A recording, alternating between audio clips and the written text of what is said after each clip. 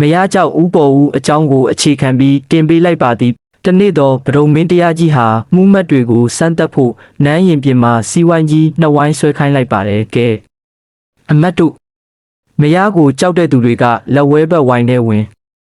မကြောက်တဲ့သူတွေကလက်ရဘက်ဝိုင်းထဲဝင်ကြဆန်းမှုမှတ်များရုံရင်ဆန်ခတ်ဖြစ်ခြင်းမှုမှတ်တွေဟာတိုးဝေပြီးမရကြောက်တဲ့ဝိုင်းထဲကိုအပြေးလောဝင်ကြပါတယ်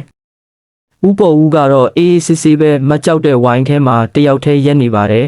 ။ဒရင်ကြီးမေးမြန်းခြင်းငါအမတ်ကြီးပေါ်ဦးကတော့တကယ်ယောက်ျားကောင်းပါလား။တယောက်တည်းမကြောက်ဘူးဆိုပြီးရက်နေနိုင်တယ်။ဥပေါ်ဦးရဲ့အဖြေမဟုတ်ရပါဘူးအရှင်မင်းကြီး။အိမ်ကထွက်လာတော့ကကျုပ်မရကလူစုလူဝေးရှိတဲ့နေရာကိုမသွားနဲ့ဟာလို့မှာလိုက်လို့ပါ။ဟိုဘက်ဝိုင်းမှာလူတွေများနေတာနဲ့သူစုမှကြောက်လို့ဒီဘက်မှာလာရက်နေတာပါဖေဟာ။လူအားလုံးဝါလုံးကွဲထားရေကြလေသည်။မရကြောက်ဥပေါ်ဦးအကြောင်းကိုအခြေခံပြီးတင်ပေးလိုက်ပါသည်ဘရင်ကြီးဗဒုံမင်းဟာ